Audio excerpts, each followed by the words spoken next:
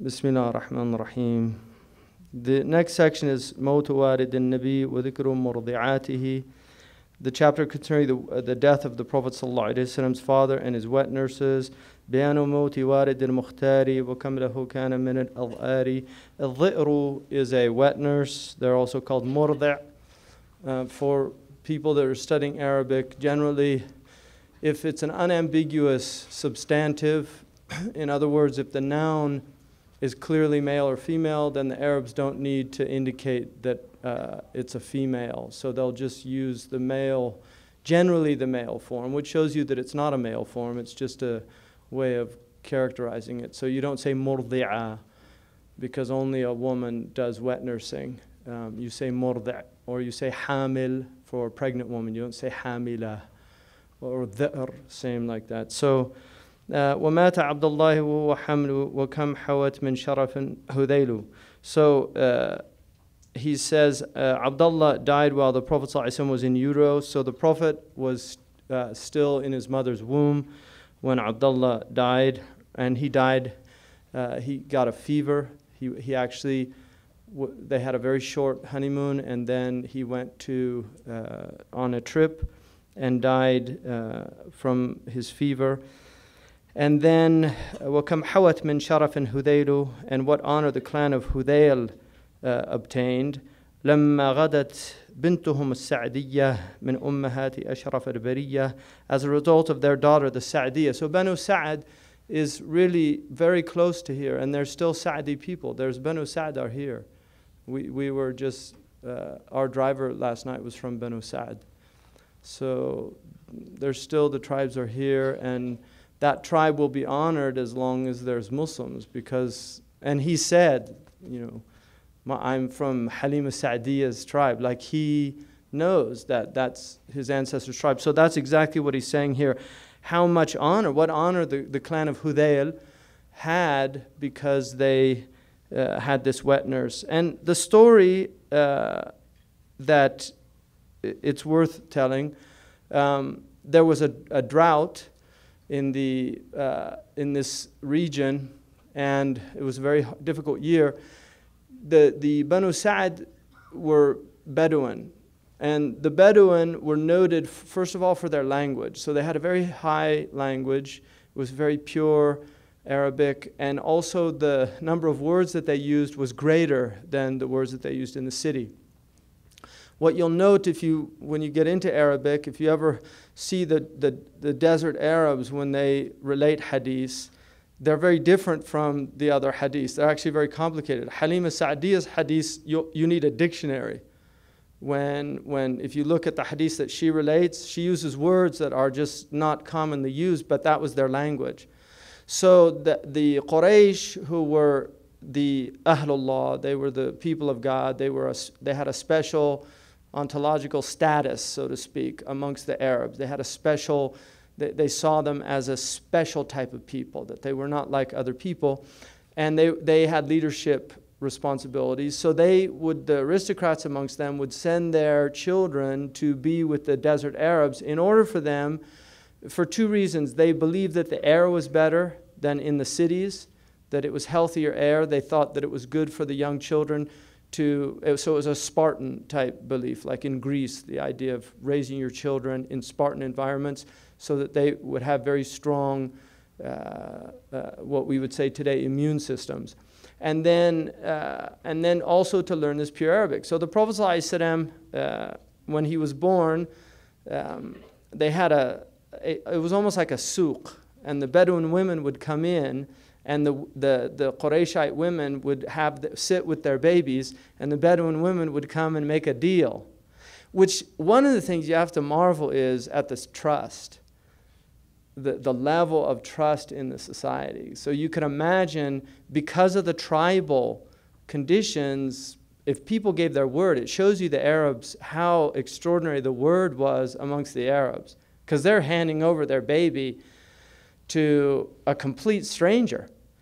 But they're not complete strangers in that they know what tribe they're from, and the tribes were people that understood the responsibility of each tribal member. So the Arabs said, "An-nar wal al-ar," we'd rather go to hell than bring shame on our tribe.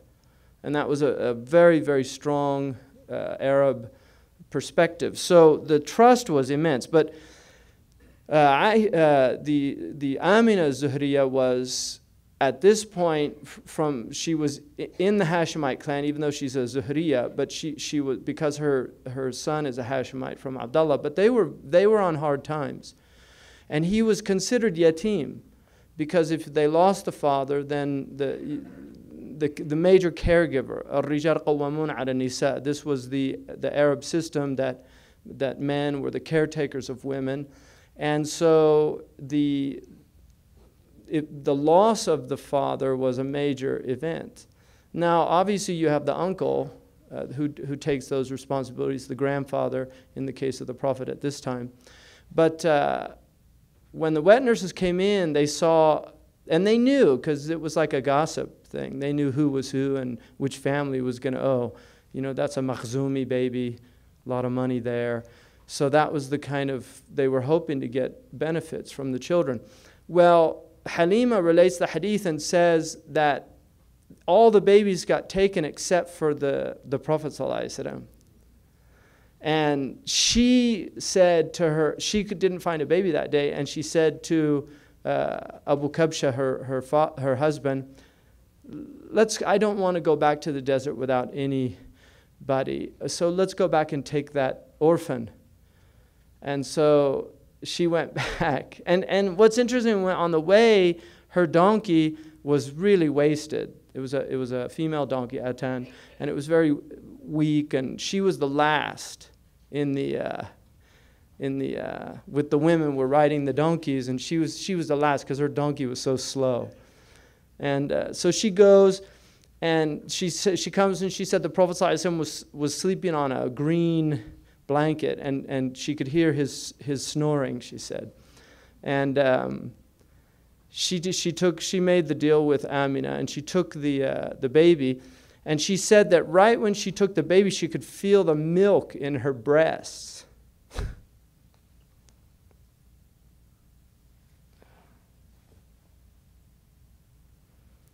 She could feel the milk in her breast begin to flow.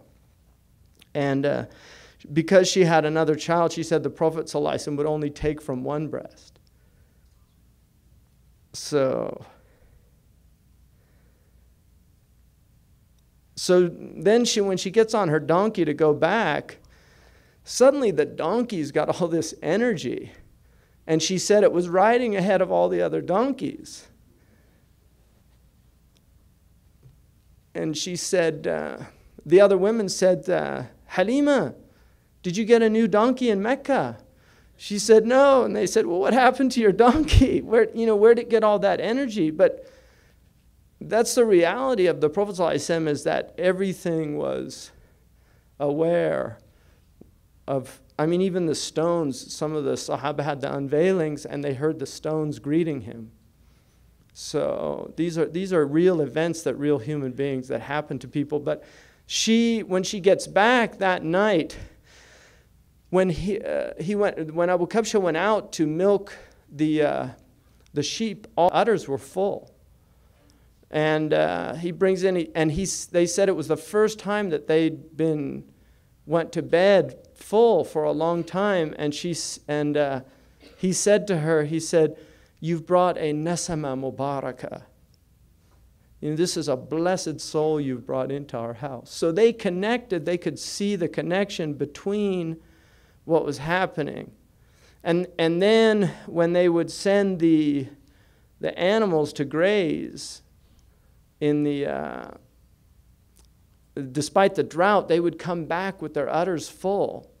And so the other Sadis would say to their shepherds, go follow the animals of Abu Kabsha, to see where they're.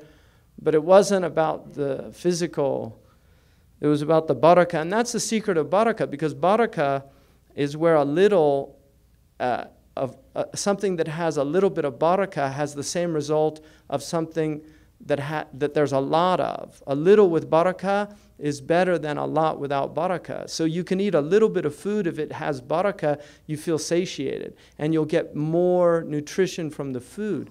Whereas food that doesn't have barakah, you can eat a lot of it and you don't feel satiated, and it doesn't have the same effect on the body. So لما غدت بنتهم السعدية من أمهات أشرف البرية وكم رأت له من الآيات حليمة منها الدرور الشاتي. So how many clear signs did Halima see from him? Among them was the excessive flow of her sheep's milk, but also her own breast milk. وشق صدر أكرم الأنام وهو ابن عامين وسدس عامي.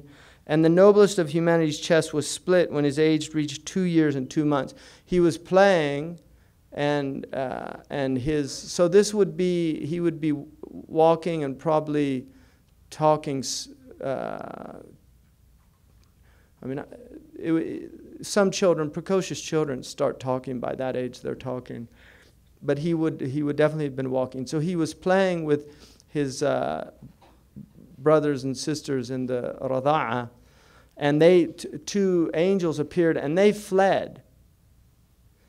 And the angels took and split his chest in the riwayah, and opened it and took the heart and put it in a tas, which is like a bowl that had ice in it. And then they poured over it Zamzam. Now, to me, what's very, very amazing about that hadith is that if anybody's ever seen an open heart surgery, one of the things that they do is they put the heart, a transplant, they keep the heart on ice, because the ice slows down the metabolic rate of the heart. So, and then they pour over what they call a cryonic solution, which is a very cold water that has a lot of potassium and sodium in it to the electrolytes that are needed for the anabolic catabolic exchange going on. So the description is very similar to the description of a modern day heart surgery. And Sahaba said that if you look closely on the Prophet's chest, you could see a very fine line up his chest from when his chest was split. Now, if you've ever seen people that have had heart surgery, they have that scar from the splitting of. So this was something the Sahaba themselves witnessed. And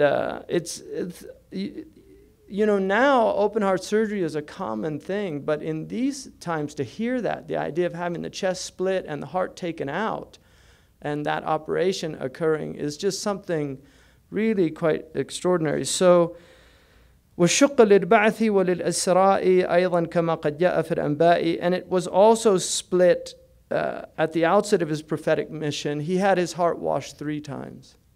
And then before the Isra, according to. And all of the prophets had their hearts washed.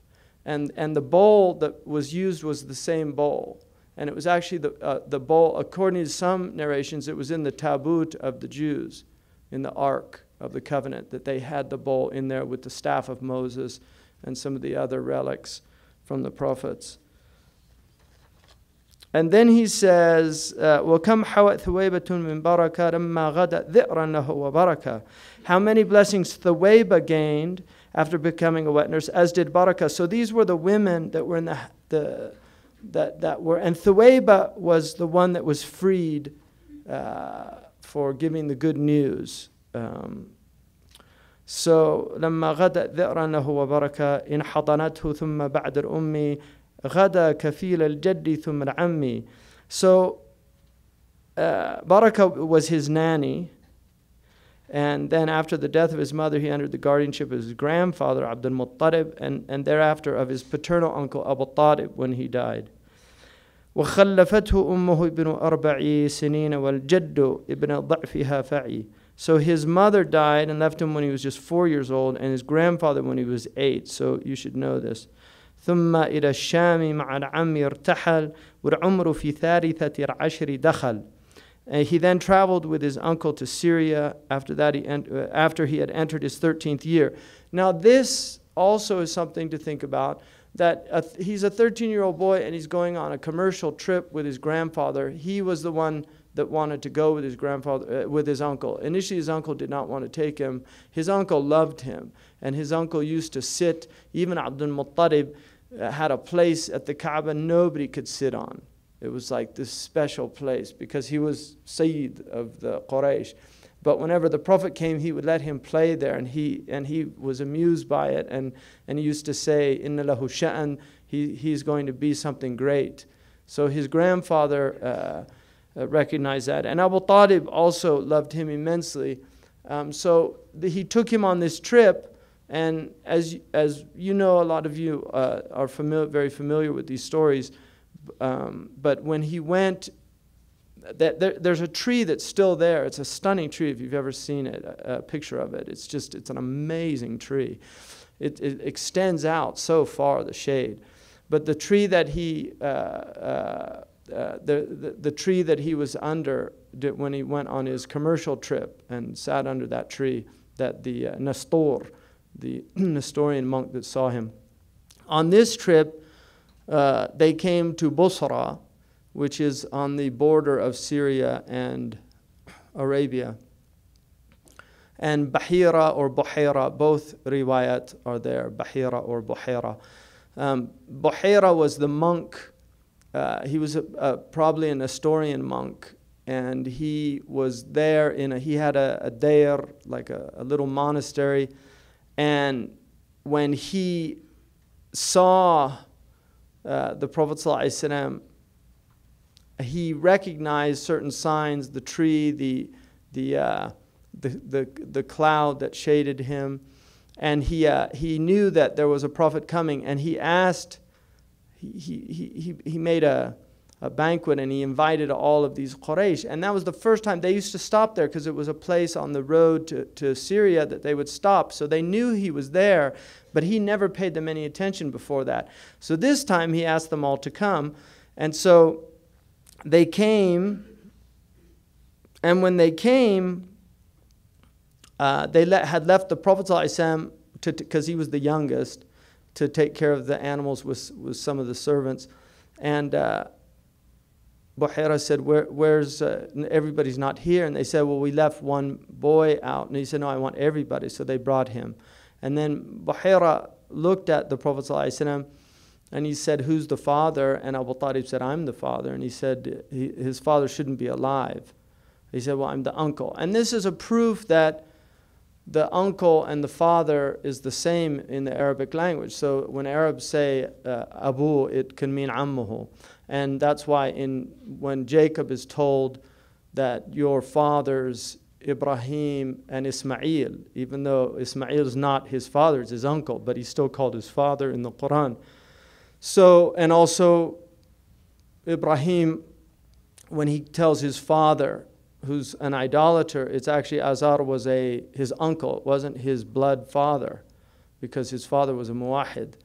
So he says to him, Unshiduka billat wal Uzza, I swear by Lat and Uzza. And he said, Innahuma abghadu unasin ilayya, abghadu asma'in ilayya. Those are the most odious names to me.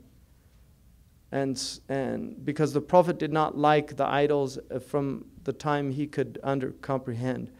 And so then Bahira asked him some questions, and then he asked to see his back.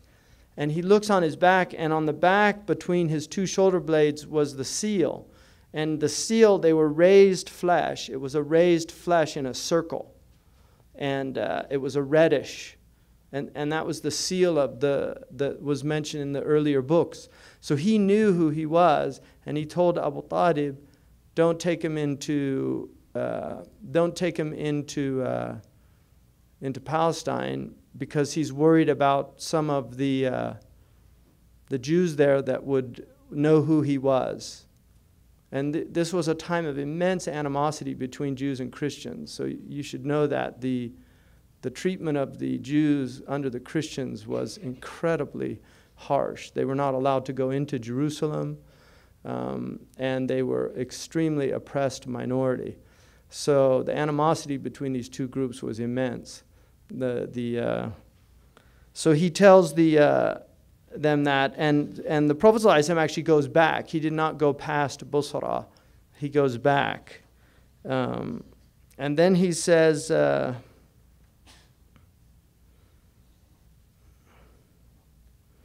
فَرَدُّهُ خَوْفًا مِنَ الْيَهُودِ عَلَيْهِ أَهْلَ الْمَكْرِ وَالْجُحُودِ. So his uncle sent him back out of fear of the Yahud, some being devious and disbelieving folk. وعاد مع ميسرة للشام وهو من الرحمن في إكرامي. He later returned to Syria with Maysara, all the while in the bounty of the merciful. So Maysara, who was the servant of Khadija, when he became her agent, commercial agent, and he goes with Maysara. تظله الأملاك في المسير حين اشتداد الحر في الهجير. The angel shaded him during the trip from the worst of the heat at midday.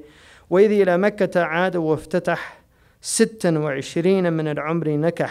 When he returned to Mecca at the outset of his 26th year, he entered into marriage.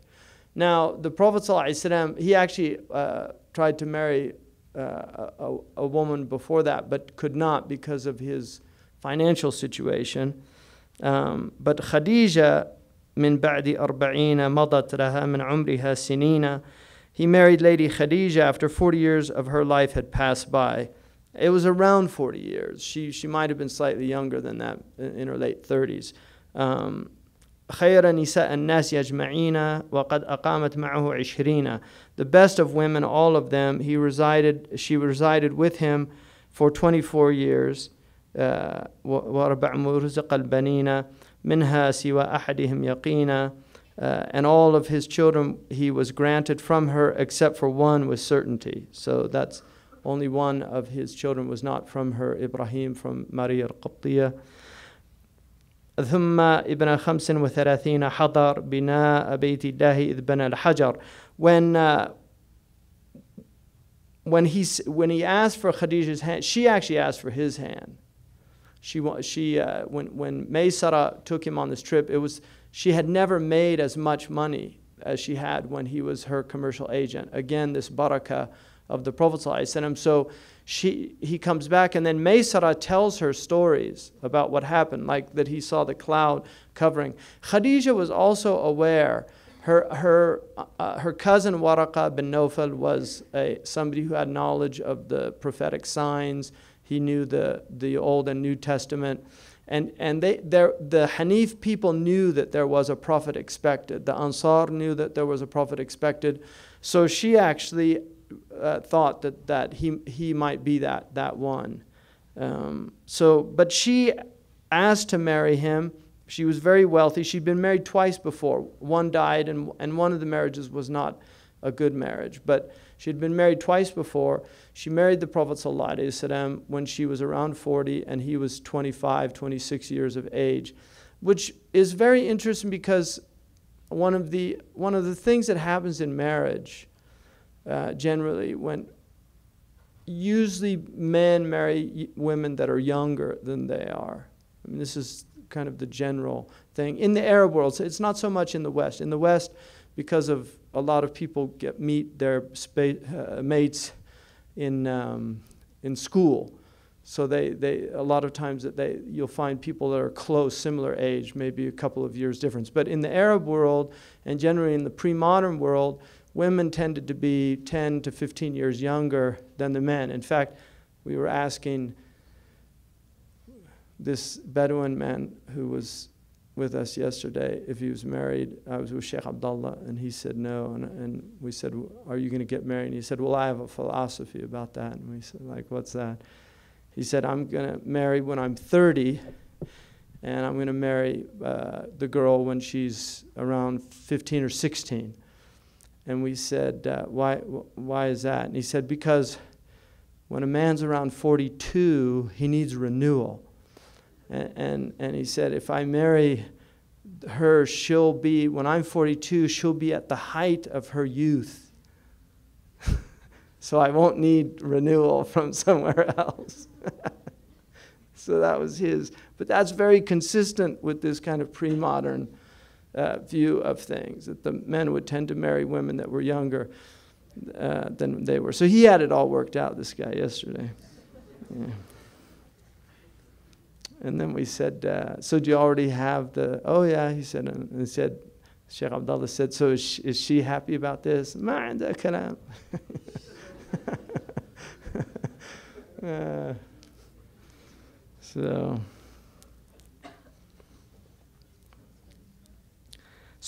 But one of the interesting things about this is that when a woman reaches probably around 30, sometimes it happens a little early, sometimes a little later, but generally a woman begins in the first years of the marriage, and this is for the shabab here, so I'm giving you some good advice.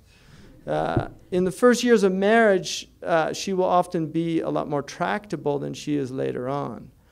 And what I mean by that is that she'll tend to not disagree with you, but as she gets older and feels more comfortable in herself, she becomes more self-assertive. Now what happens to a lot of men is that when they see that, they get very threatened by that.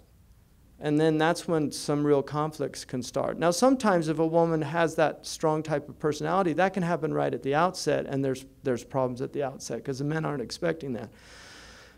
But the Prophet ﷺ, because he had already a mature woman who was fully in her,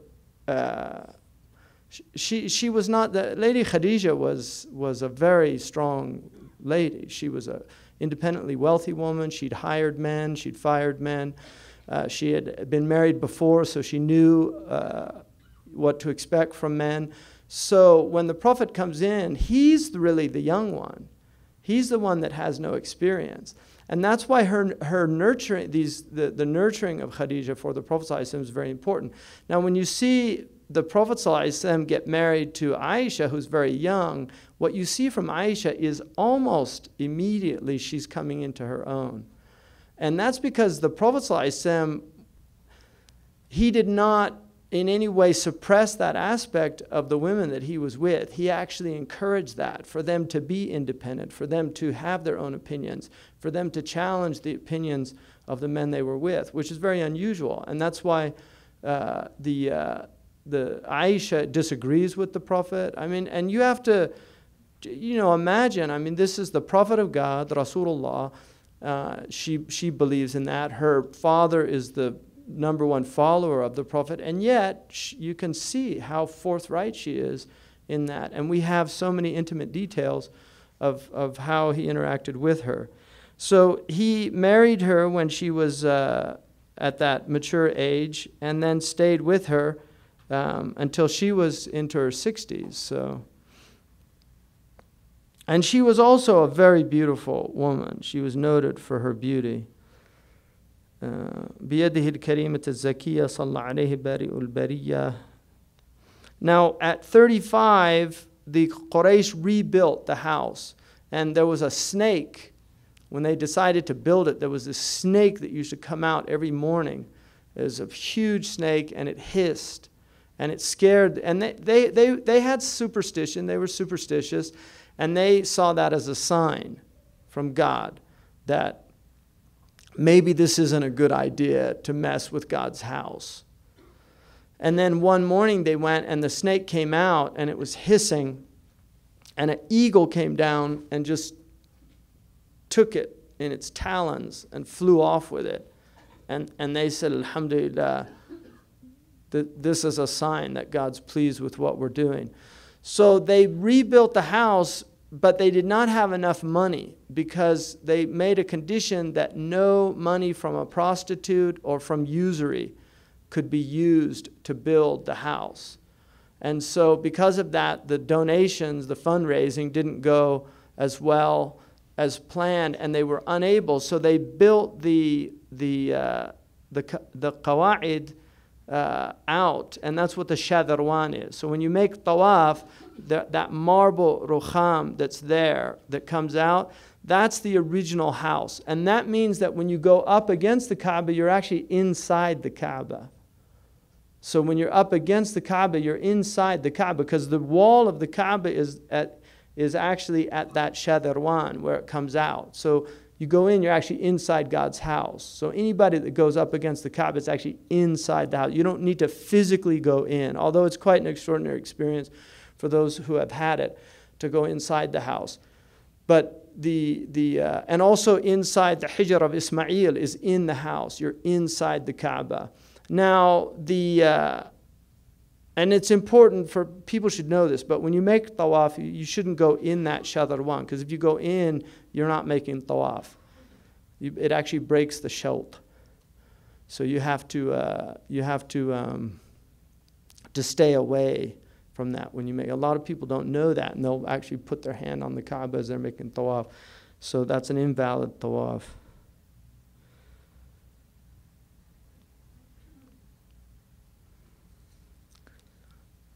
So when he did this, when they did this, the only thing that remained was the Hajar al-Aswad, to the cornerstone, to put it back in. And they started arguing, and they almost literally went to blows about this, because each clan thought, we should be able to do it. So Banu Makhzum said, no, it's ours to do. Abdul Dar said, no, it's ours to do. Each group was saying, it's our honor. So they said, what should we do? And they decided that they would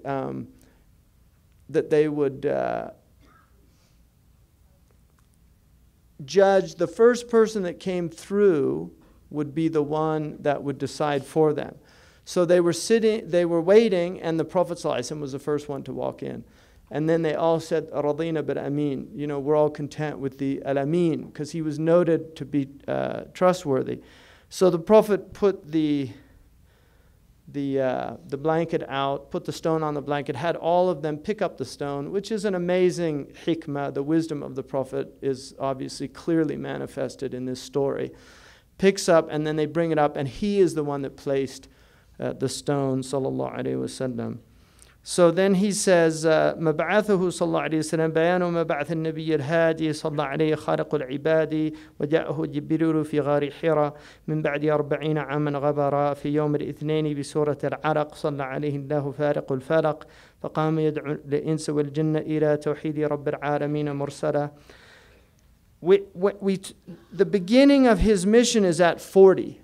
Now before, when in his late 30s, he began to see the ru'ya.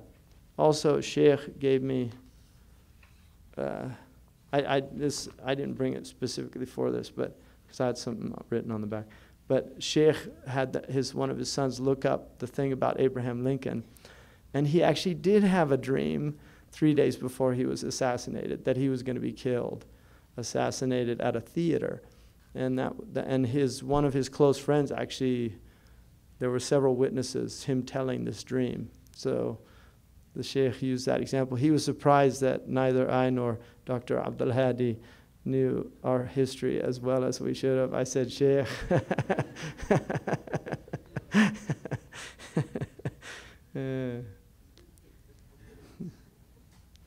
So he began to have these dreams, and that's the beginning of the prophetic experience, is dreams, the ru'ya salihah.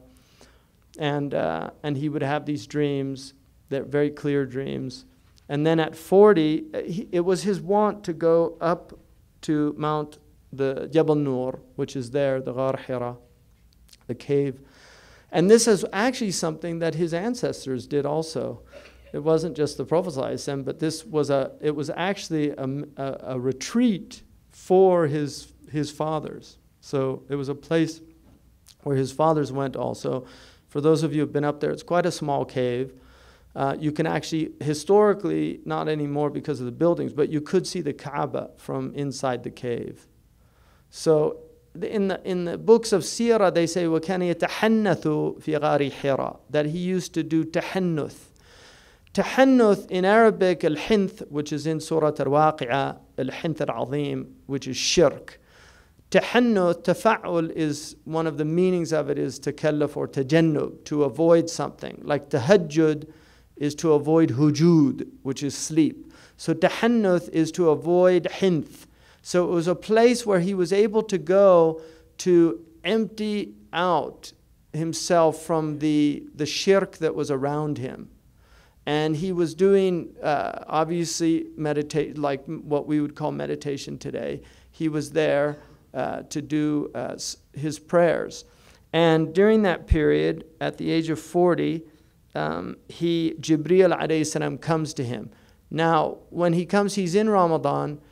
He comes to him, and the first thing that Jibreel does is he squeezes him 3 times. He squeezes him حتى بلغ منه الجهد, until he thought that it was going to break his ribs.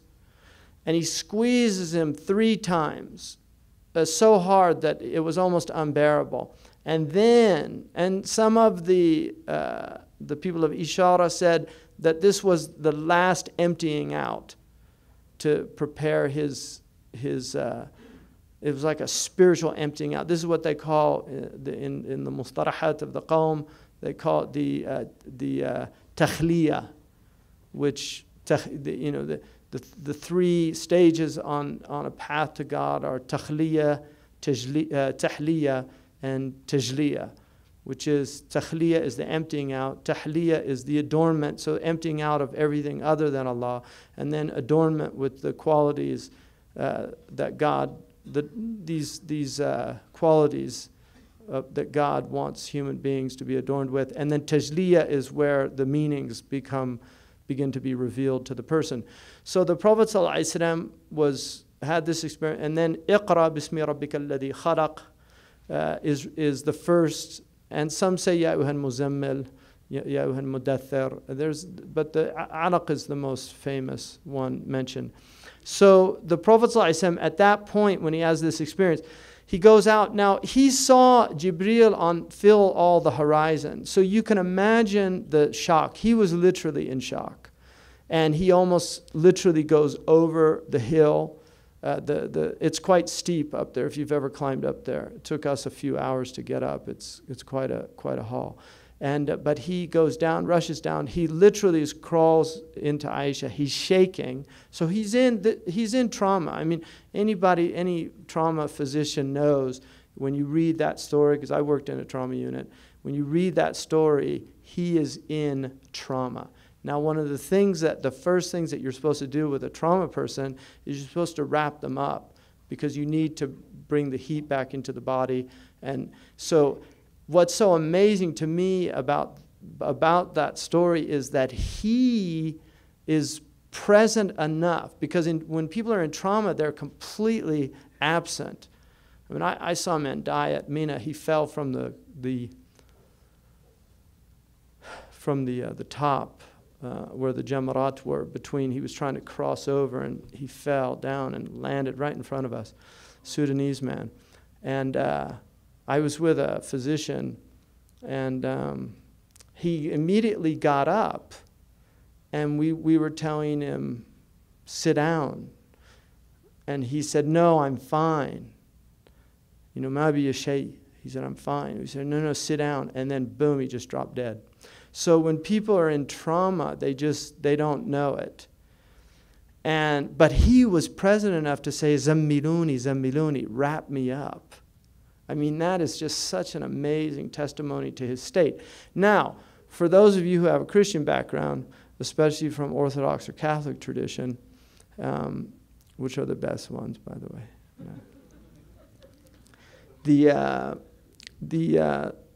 In Christianity, they have what's called the law of discernment. In the law of discernment it is the way in which you tell whether an experience is demonic by nature or angelic or divine, because people have spiritual experiences. In the law of discernment, in the Catholic and Orthodox tradition, the single most important thing is that initially, in a true religious experience of an angel, there is a very profound constriction of the soul that is followed by an expansion. In a demonic experience is exactly the opposite, that they have an expansion that's followed by a contraction. And that, the description of the Prophet is consistent with the law of discernment in the, you can Google this if you're interested in it, because it's important to note that, because by the Christian criterion, for an angelic experience, our description of what happened to the Prophet ﷺ is consistent with their knowledge of whether or not we can discern this being a truly supernatural experience from the divine or a supernatural experience from the demonic realm. So he had this immense contraction, and he was worried. And this is according to the law of discernment, that is the concern, because truly spiritual people feel unworthy. Whereas somebody whose ego is still present, when they have an experience, they feel, yeah, exactly, this, of course. I'm such a special person. This. So they see it as, whereas he was worried this was a jinn or something that wasn't right. Now, what does Khadija say to him? This is amazing about her. One thing that she does is she takes off her headscarf. And then she asked, do you still see it? And he said, no. And then she puts her headscarf on, and then she could see it. That is also a proof, one, that she understood because the angels, when there's anything sexual out of adab, they move. And the unveiling of a woman is part of the sexual. This is, when people take off their clothes, when they disrobe to go to sleep or to be intimate. And so because of that, the angels left. And then she put it back and then came back. So that's another law of discernment. She's discerning what type of being is this. Is it a being that has modesty, or is it an immodest being? So she also, it's quite extraordinary, her knowledge of that. And then she says to the Prophet ﷺ, your Lord would never forsake you. Why? Because you help the needy, you feed the hungry, you take care of the orphans, you take care of the widows, you remove the burdens from people. All acts of social charity. It's just amazing. Like she sees, no, you're one of the good people. You're not one of the bad people. You're somebody out there. You're not an egocentric person. You are somebody that is living for other people, not for yourself. And those type of people, God does not forsake. That's what she's recognizing about the Prophet. So here's the woman telling her man, believe in yourself. Because I know who you are. You need to know who you are. Because he doesn't know yet. And then she says, for more confirmation, let's go to my cousin, Waraqa, because he knows about these things. We don't know about these things. So they go to Waraqa. When they get to Waraqa, he immediately recognizes it. And he says, this is the namus, which is from the Greek nomos, the logos, the law. The namus is the law, the sharia. It's the revelation of a rasul, not of a nabi. It's not wahi. The namus is what comes with the sharia. So the nomos, or the law. And he says this is what came to Moses. Now that's important also because Moses, if you look in the Old Testament, God says that he will send a prophet like unto Moses. And this is the last prophet who's like Moses. Now Jesus was not like Moses. Jesus was not in a leadership position. He did not bring a new sharia. He said, I didn't come to abolish the law. I came to confirm the law. Whereas the Prophet ﷺ came with a new sharia. So this is what was happening at this point in the Prophet ﷺ's and he arose, فَقَامَ يَدْعُ الْإِنسَ وَالْجِنَّ إِلَى تَوْحِيدِ رَبِّ الْعَالَمِينَ مُرْسَلًا. So he began to call people to tawheed.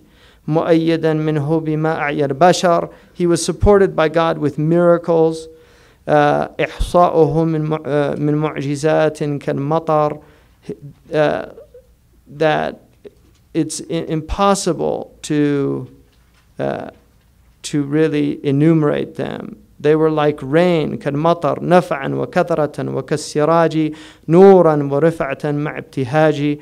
They were like the sun in its brilliance and height coupled with radiant beauty. وَمَعْ ذَا حَاصَرَهُ الْفُجَّارُ كَمَا أَتَتْ بِذَلِكَ الْأَخْبَارُ. Despite all of that, the evildoers laid down sanctions against him, as the sound historical accounts have informed us. وَكَانَ قَادِرًا عَلَى التَّدْمِيرِ لَوْ شَاءَ لَكِنْ جَادَ بِالتَّأْخِيرِ. He was capable of wreaking havoc upon them had he wished. Instead, he generously gave them respite. So the Prophet ﷺ, when he came with this message, he was given all of these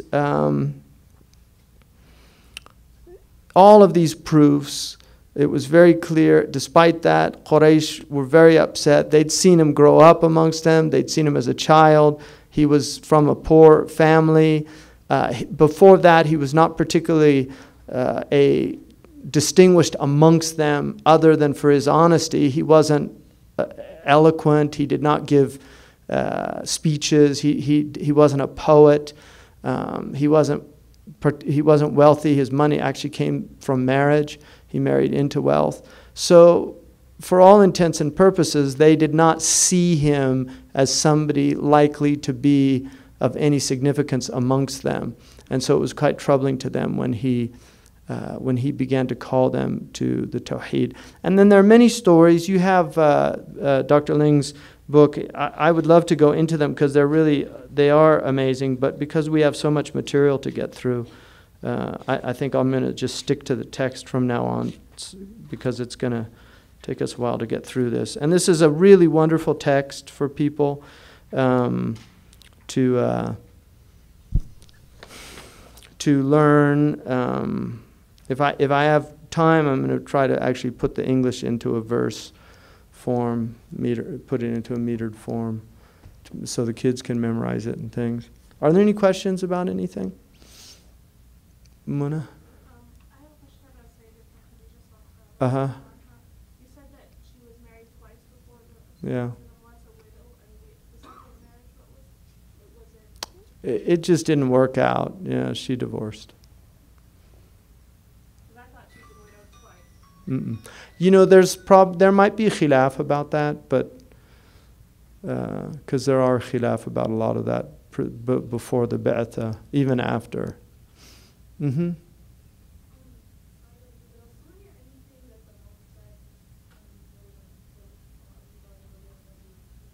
What's that?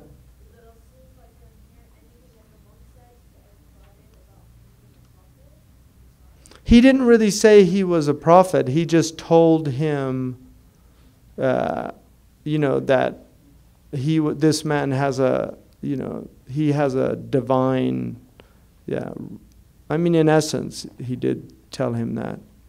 But the Prophet ﷺ, I don't think he was aware at that time. There's no indication that he was aware at that time.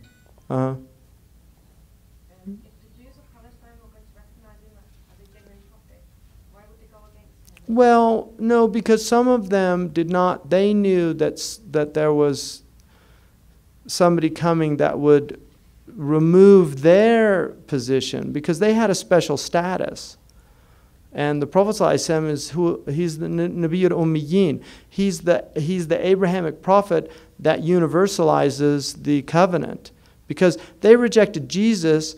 And the followers of Jesus go out and universalize the covenant with Gentiles, but they never accepted that. So they never accepted Jesus. And they didn't accept the Prophet ﷺ because he wasn't a Jew. I mean, that's very clear. And the Jews that accepted him actually talk about that and mention that there was envy, and that they did not accept him for that reason. So even what's interesting is some of the Jews accepted him. And the dominant opinion, you can read in Kohler's book, who was a rabbi in Boston. He wrote a book called Jewish Theology, and he has a chapter on Islam. And he says in there that Islam is actually a divinely ordained religion. And he said that is the opinion of the medieval rabbis. But they believed that the Prophet was a fulfillment of a verse in Zechariah where the waters of the Torah would flow unto the Gentiles. And some of the Jewish rabbis saw the prophet as a precursor to the Messiah, that he was preparing the world for Tawheed, for monotheism. And they also considered, to a certain degree, the Christians doing that, but they did not consider them to be, they only said to the degree with which they take their religion from Judaism. But they reject the Trinity. The Jews have the same attitude towards the Trinity that the Muslims do. I mean, they believe that it's anathema and that it's against. So they don't consider them to be teaching monotheism correctly.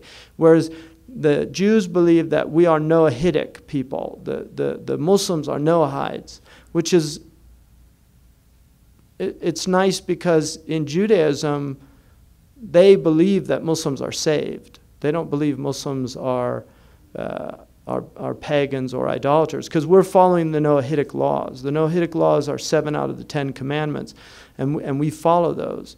And so they believe that we're in a sound tradition.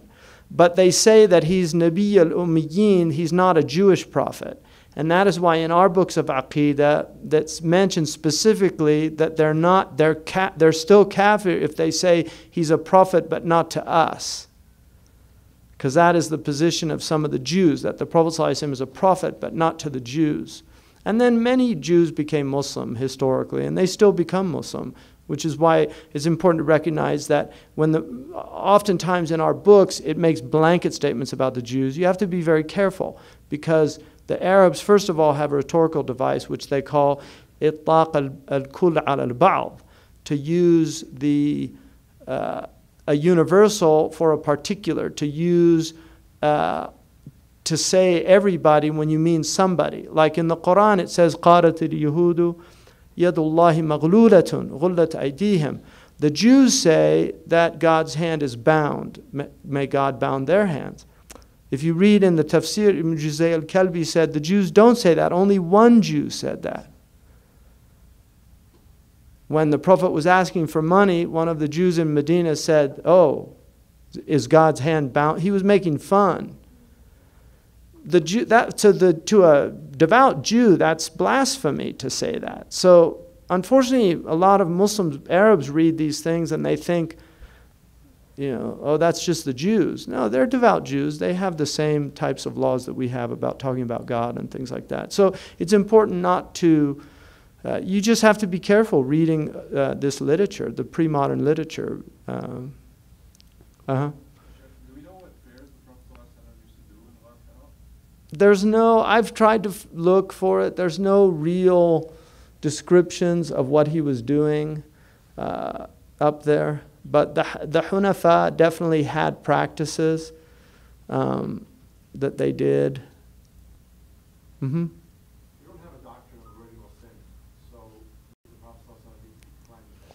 Well, we don't have a doctrine of original sin in the Christian sense of the word, but we do have an understanding that there is a seed in the heart of man that's black. The Prophet ﷺ said every human being has a black dot in their heart that is open to evil. And to the degree with which people engage in evil, that it grows. It's like a seed. And so it grows until the entire heart becomes black. So we do believe that there is an original spot of sin potential. We just don't believe that we inherited the sin of anybody. لَا تَزِرُ وَازِرَةٌ وِزْرَ أُخْرَى. No soul bears the sin of a previous soul. So we don't bear this. And we also believe Adam was given Tawbah. God forgave his sins.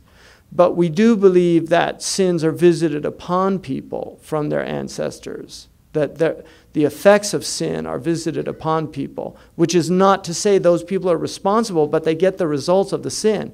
Just like if your father, not your father, but somebody's father, was a thief of great notoriety, well, you're just stuck with that. I mean, you can go change your name and hide everything, but people inherit that's why if you're from a good family, it's a great blessing.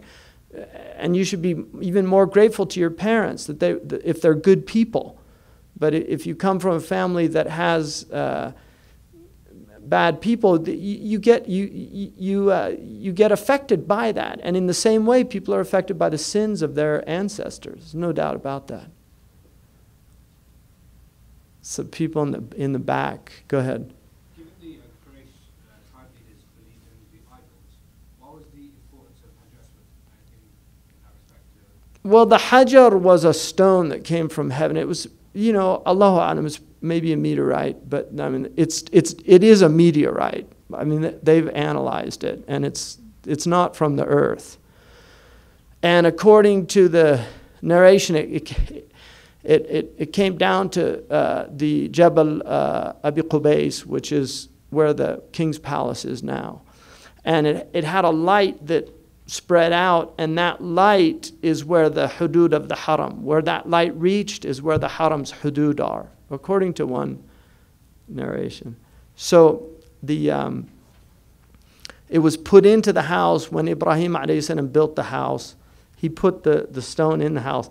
And according to the hadith, that the sins of people took the light out, so it became black from the sins of people. The stone, I mean, it's a good point, because the Arabs were worshiping stones, and that's why Omar went past the stone and he said, Wallahi inni a'lamu annaka la tadurru wa la tanfa'. I know you don't harm or benefit. And had I not seen the Prophet kiss you, I would have not kissed you. So he was letting people know. Now, Ali, when he heard that, he said, Bal yadurru wa yanfa'. No, it harms and it benefits. So each is speaking from a different tongue. Omar speaking from the tongue of haqiqah, which is the reality. Nothing in the world can harm or benefit. Sayyidina Ali is speaking from the tongue of sharia, that the asbab harm and benefit. So you have to be aware of that. So you respect the asbab. You don't drink poison. You show deference to people in power, people of authority, things like that for that reason. So, but the stone is also in the hadith that Imam Ahmad relates, Yaminullah fil ard. It's the right hand of God on the earth. And it was the sunnah of the ancient people to kiss the hand of God. And so God gave that stone for humans as a metaphorical kissing the hand of God. So it's like going to God's house, visiting God, and then the stone is symbolic of the hand of God.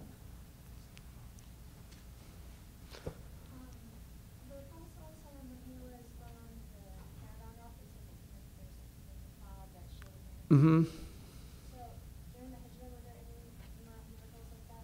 There were a lot of miracles on the hijrah. We're going to get to the hijrah, but there were a lot of miracles.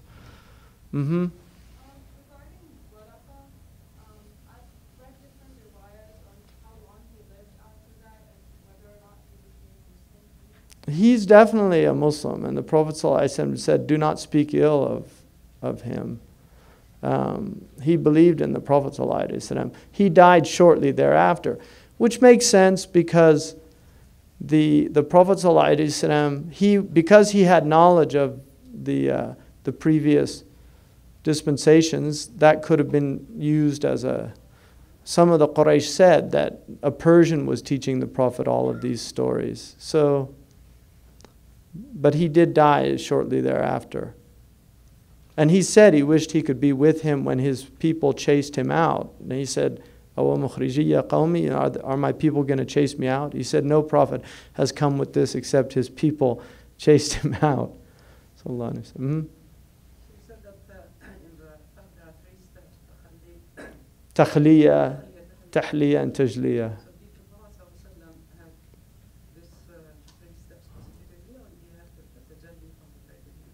No, he definitely had, like the splitting of the chest is a takhliya, the squeezing is a takhliya, the tribulations he had, all those things are part of that process. I mean, it's just for him, it's different from other people because he did not have the same types of ru'unat and nafs. You know, he didn't have the lower kind of bestial impulses that other people have. His heart was always very high. But the Qawm says, Hasanat al-Abrar, Sayyat al-Muqarrabin, and that's true. That the good actions of righteous people are the bad actions of people in divine presence. Because everything's a maqam. There's people that give charity, and it's a good deed, but the nafs still has a halv. Because the portion of, to the degree with which the ego has a portion in the act is, there's naqs, khidaj in the act. And so the purer the act, the closer it is to God. So the people that are closest to God, their acts are the purest. And that's why when they increase in their knowledge and awareness of God, they actually say astaghfirullah for their good deeds. And that's why Abasa wa Tawalla is such an important verse, because the Prophet was in a good deed, but there was a better deed to be done at the same time. And he was doing the good deed, neglecting the better deed. That's the wrong actions of the righteous, of the people. It's their priority of good deed. It's not the deeds themselves. So Allah rebuked him for not getting the priority right. He was more interested in getting the help of the wealthy who weren't really that interested in the message than delivering the message to the poor that wanted to hear the message. And Allah was telling him, no, these people are more important.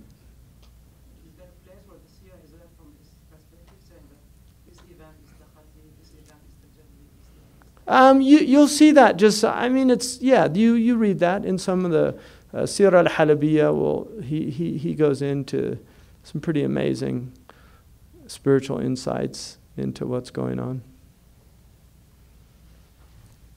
I'll give you an example of the raising of the maqamat of the Prophet ﷺ that Ibn Abi Jamrah mentions.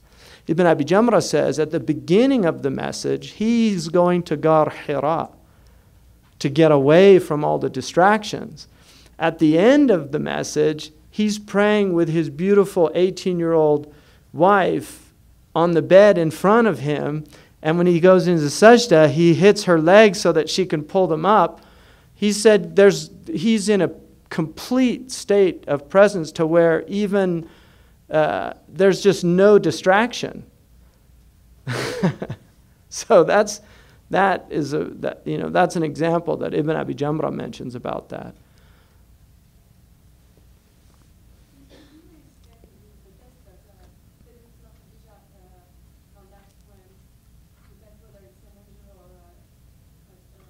Of taking off the headscarf?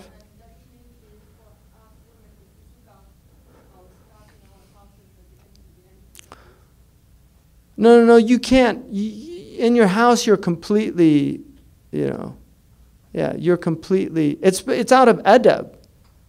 It's just out of adab to you. That they're creatures of adab, which is why the angels, when a man and a wife are intimate, the angels, it's all out of adab, that's all. It's not that they're not present. They're present. They remove themselves from that. It's out of adab. The same with naked. The Prophet ﷺ said, don't walk in your houses naked, because there's creatures in your house there that you should be aware and have adab with them also. That doesn't mean you don't take a shower and do, you have to do what you have to do. It's just being aware that there are unseen creatures.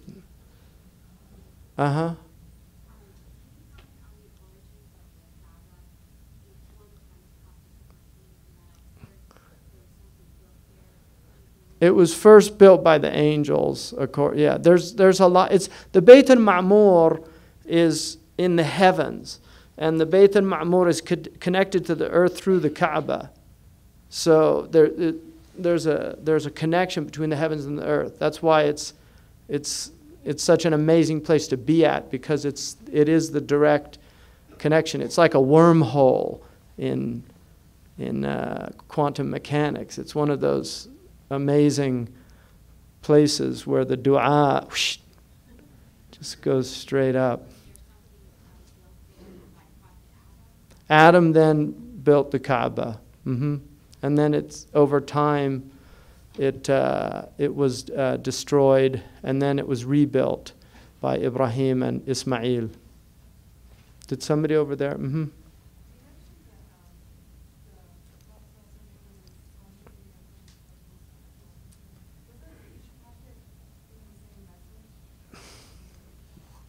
The message of Tawheed, the Aqidah, is the same.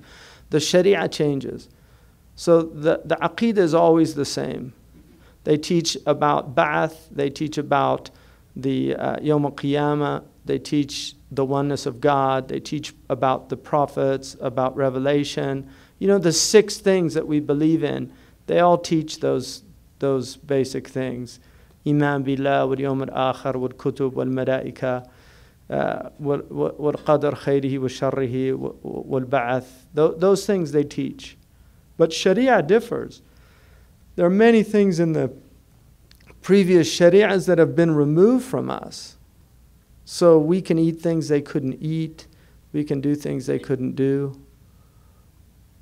You mentioned about Yehud and Allah subhanahu wa ta'ala speaking about in the Quran. There's some hadith where the Sahaba express dislike of the Yehud. How do we interpret those narrations? Well, I think, they're there. There was a lot of animosity. There's no doubt about that. You just have to be careful because the Prophet Rifa'a, Samu'al, the Prophet Mukhayriq, he spoke well of some of the Jews that were there that were honorable in their transactions with him. Min Ahl Kitab, Ummatun Qa'imatun, Yatruna Ayatillah. There's from the people of the book, Laysu Sawa. They're not all the same. The people of the book, amongst them are people that recite the signs of God. Some of them interpret that to mean the Ahl al-Kitab that became Muslim, and others say no. It means that amongst them are people يَأْمُرُونَ بِالْمَعْرُوفِ وَيَنْهَوْنَ عَنِ الْمُنْكَرِ. And we know that. For people that live in the West, we know there's good people that do read their Bible and they do acts of charity and they condemn vice that they see. I mean, I think anybody that lives in the West knows that there's good people amongst them that do all those things that the Quran describes. The Quran also says, minhum al-mu'minun, amongst them are believers, wa aktharuhum al-fasiqun, but most of them have gone outside and transgressed the limits that were set down for them. Lastum ala shay hatta tuqima at-Tawrat wal-Injil. You don't have anything until you apply the Torah and the Injil. So very few people, Kierkegaard a few hundred years ago complained that the problem with Christianity is that there was only one Christian in all of Christendom, and that was Jesus. So it's a hard religion to follow, Christianity. But the Jews are, they're a mixed bag like anybody, but they have certain things that are problematic. There's no doubt. They were given a lot of prophets. If you look at Israel today, much of Israel is atheistic by their own statistics. They do a lot of social science, and you can look it up. So there are many Jews that are very irreverent, just the way they speak about religion. And Jewish comedy in the West introduced religious irreverence. There's no doubt about that. So, but do we make a blanket statement about all Jews? No, it's a dangerous thing to do. And in the same way we don't want that done to us, we should not do that to other people, because it's not recognizing that all people have good and bad people. The degrees to which they're good or bad, that's would be impossible to determine unless you were God. So, yeah, some people might have more bad people than good people and vice versa, but that's a very hard thing. It's impossible to determine. So it's just better to look at people as mixed bags. That, Shakespeare says we're a commingling of good and evil, which is very true. And the Prophet ﷺ said that, that shaitan, inna shaitan yajri fi ibni adam majari ad-dam, that shaitan, evil, flows in the blood of every man. That's, whether it's neuropeptides or whatever that he's talking about, you know, Allahu Alam. But there's definitely, all of us are struggling with ourselves, and some people that struggle, the darkness is more than the light, and vice versa. So,